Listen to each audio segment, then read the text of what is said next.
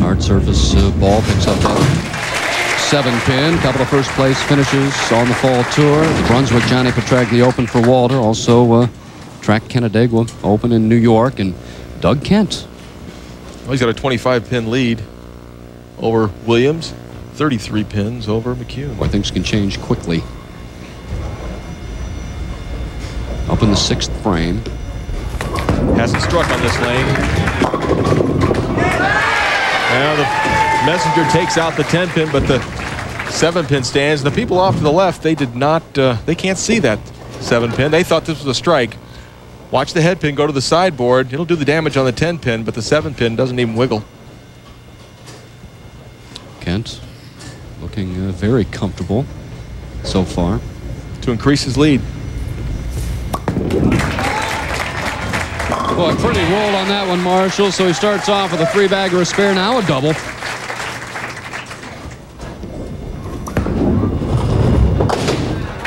Hurt those pins.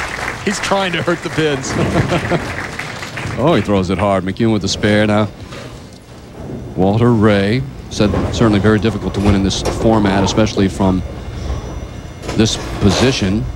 He said in the top 5 at 1 in 16 chance, and I think I figured out 1 in 54 chances. Or did he figure it out? Well, he struck there. Actually, Phil, that was Walter that figured out that. He's the statistical king. We'll be back in a minute. Led by goaltender Martin Bruder, hosts the Flyers. That should be a great one. Then at 10:30 on the Deuce, Jaromir Jagr. Boy, he's exciting. The Penguins take on the San Jose Sharks. So exciting hockey. The Devils, that's a national telecast. All right. And that's where the goal, they wear masks, and that's around Halloween time. And in fact, the Pins ought to be wearing masks watching Eugene throw the ball down here. Boy, he throws it hard.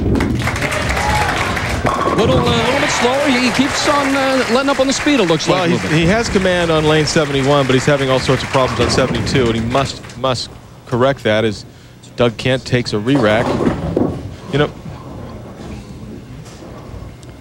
So Kent with the re-rack as we take a look at the World Power Rankings. Yeah, Walter Ray Williams Jr. took over the lead in that just a few weeks ago, but Norm Duke, our number 2 seed, looking to jump ahead of him this week.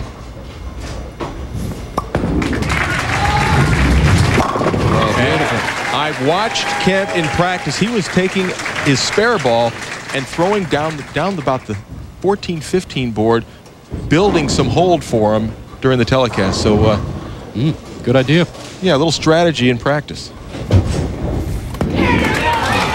A must strike. Walter has it.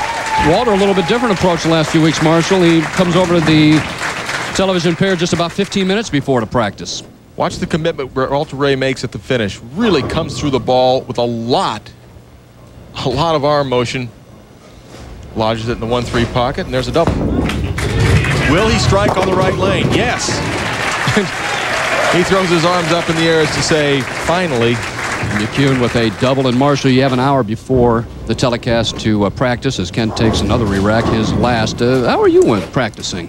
I always like to practice a lot during the practice 1 hour prior to the telecast. Now Walter, he doesn't practice hardly at all. 10 or 15 minutes before. Well, in my eyes, that looks like it's set right. You know, the right-handers look at the 1 and the 3 pin and probably was either a little bit too close together, a little bit too far apart. As you can see, his maximum score of 279. That's got a, oh my gosh, that was so close to going into the channel. And 9 pins for Doug Kent is the big bonus, and he knows it. Boy, that went almost. And what a terrible break that would have been. Now Walter with a double. If that would have gone on the channel, it would have been just deadly. Walter, 3 in a row. Take a look. See how, look, it's on the 1 board. It hooks back. The bucket's standing there. It crumbles down to just the 2 pin and an easy spare and a sigh of relief from Doug Kent. With Walter now with a 3-bagger, he's cut into that lead. And McCune with a double.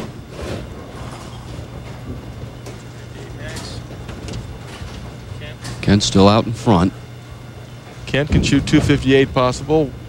Walter with a 244, best he can do, and McCune can shoot in the 220s and a solid 10. And That'll just about do it for his chances. So solid week for McCune. And last 4 or 5 shots right there for McCune, but that 10-pin standing right now. And Doug Kent in the driver's seat here in the opening match from Indianapolis. Important shot. Powers the pins over. Still keeps the pressure on Williams. I'll tell you, I used to bowl years ago with McCune's father. As there's a look at Chris. That's McCune's lovely wife. She's a pretty good bowler. She fired a 300 at this bowling center, the only one in state tournament action for the women not too long ago. Walter Ray looking for 4 in a row. Trips out the 4. Still has a chance. There is some life. Walter Ray can strike out for 244.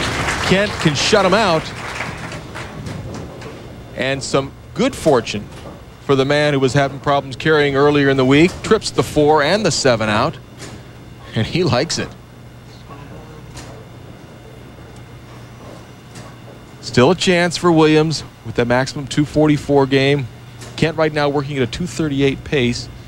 And McCune, well, he's just sort of finishing out the game. Eugene's father, great bowler, Don McCune.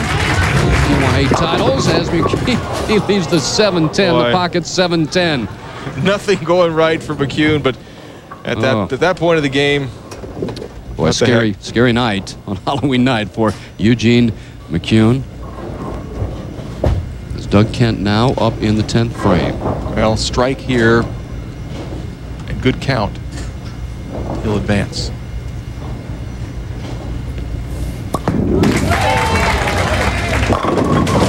There's the strike. Well, a 9 count and a spare would give him 247. A 7 count and a spare would be enough. Watch the 6-pin do the damage on the 10, and he loved it.